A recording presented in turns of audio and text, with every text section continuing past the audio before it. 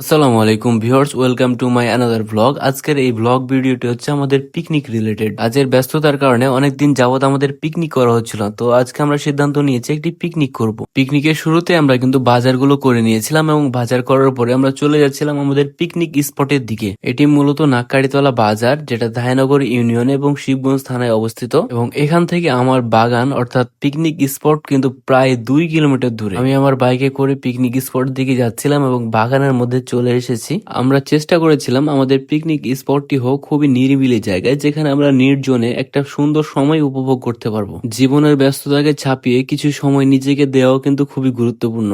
So viewers, আমি কিন্তু finally চলে এসেছি আমার এই পিকনিক স্পটে। পিকনিক স্পটে আগে থেকে উপস্থিত ছিল আমার ভাতিজারা। এটা আমার জন্মভূমি হলেও এই জায়গাতে আমার থাকা হয়েছে খুবই কম। সেটা যাই হোক, তবে আজকে আপনাদেরকে শোনাবো আমার পিকনিকের গল্প। পিকনিক স্পটে লকড়ি থেকে শুরু করে অন্যান্য যে দ্রব্যাদি লাগে সেগুলো সবকিছু নিয়ে যাওয়ার দায়িত্ব ছিল ভাতিজাদের উপরে, এবং আমার দায়িত্ব ছিল শুধুমাত্র মাংস এবং মশলার বাজার নিয়ে যাওয়া। একই সাথে আমাদের এই পিকনিকটা ছিল খুবই ডিফারেন্ট, কেননা এই পিকনিকে সবার অংশগ্রহণ ছিল একেবারে ছোটবেলার মতো। অর্থাৎ যার বাসাতে চাল রয়েছে সে সবার জন্য চাল দিবে, যার বাসাতে ডাল রয়েছে সে সবার জন্য ডাল দিবে। তবে মাংসটি ছিল একেবারে অন্য টাইপের। অর্থাৎ আমাদের এলাকায় এখন কিন্তু পোল্ট্রি মুরগি চাষ করা হয়, যেগুলো একেবারে বাসা বাড়িতে চাষ করা হচ্ছে। সেই মুরগিগুলো আমরা কেনার চেষ্টা করেছিলাম। পিকনিকে সবাই মিলেই কিন্তু কাজ করছিলাম। আমি ভিডিও করছি এই বলে যে আমি কাজ করিনি তেমনটা না। মুরগিটিকে ছেলার পরে যে পুরানো হচ্ছে, আমি ছেলার কাজটি কিন্তু আমি করেছিলাম। একই সাথে আপনারা আব্দুল্লাহকে আমার সাথে দেখতে পাচ্ছেন, সে কিন্তু ভিডিওতে আসার জন্য খুব চেষ্টা করছিল। ভিউয়ার্স, আমি কিন্তু আপনাদেরকে আগেই বলেছি যে আমার এই পিকনিক স্পটটি হচ্ছে আমার বাগানেই, এবং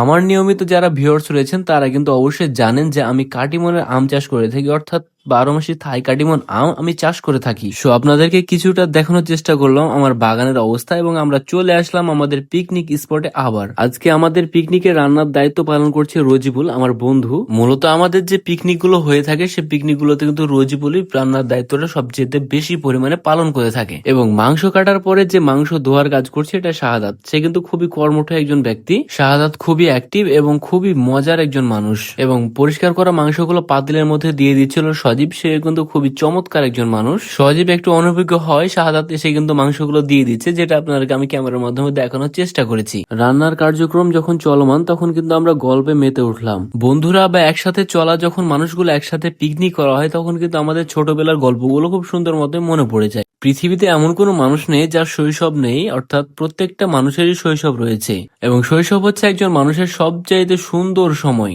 আমাদের এই পিকনিকটি যেহেতু বাড়ি থেকে দূরে ছিল, অর্থাৎ আমাদের পানি আনার কাজটি কিন্তু করতে হয়েছিল। পানি আনার জন্য বালতি হাতে আবু হাসিব এবং সজীব কিন্তু পানি আনতে চলে গিয়েছিল। এদিকে আমাদের মাংস ভাজা এবং মশলা দেওয়ার কাজ কিন্তু চলমান ছিল। অনেকক্ষণ থেকে মাংস রান্নার কাজ চলছিল, তাই আমরা আরেকটা ক্লিপ আপনাদের সামনে নিয়ে নিলাম, এবং এখানে কিন্তু আমরা খুব বেশি মজা করছিলাম। মজার কথাগুলো আপনাদেরকে শোনাতে পারলাম না। রান্নার ব্যাপারে রজিবুল কিন্তু খুবই এক্সপার্ট। আমাদের রান্নার কাজ প্রায় শেষের পথে, এবং এই রান্নাতে কিন্তু খুব সুন্দর পরিমাণে মশলাগুলো দেওয়া হয়েছে। রান্নার সময় আমরা অন্তত পক্ষে এতটুকু জিনিস মাথায় রাখি যে যে জিনিসগুলো আমাদের স্বাস্থ্যের জন্য ক্ষতিকর সেগুলো আমরা দিব না।